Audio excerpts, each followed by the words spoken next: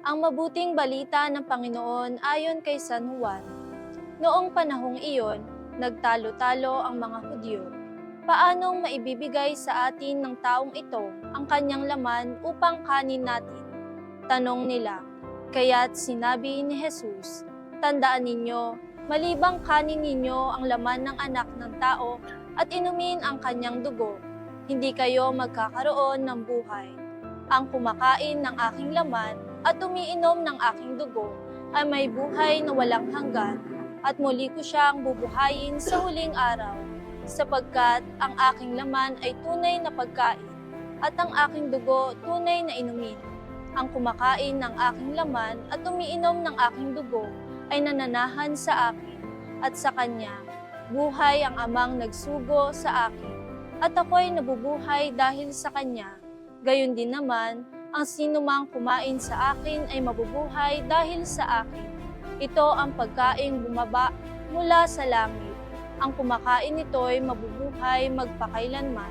Hindi ito katulad ng kinain ng inyong mga magulang sa ilang.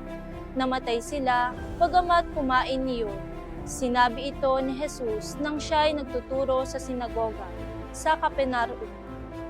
Ang mabuting balita ng Panginoon. Ang salita ni Jesus ay naglalaman ng isang mas malalim na espiritual na katotohanan.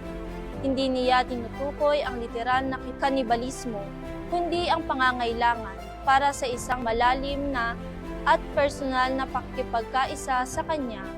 Ang pagkain ng Kanyang laman at pag-inom ng Kanyang dugo ay mga simbolikong paraan ng pagpapahayag ng pangangailangan na tanggapin ang Kanyang buhay, ang Kanyang sakripisyo at ang Kanyang turo sa ating mga puso at isipan.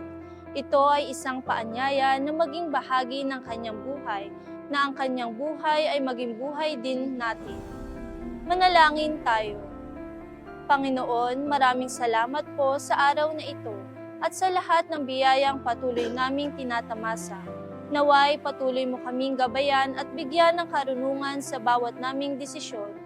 Tulungan mo po kaming maging instrumento ng inyong pagmamahal at kapayapaan sa aming kapwa. Amen.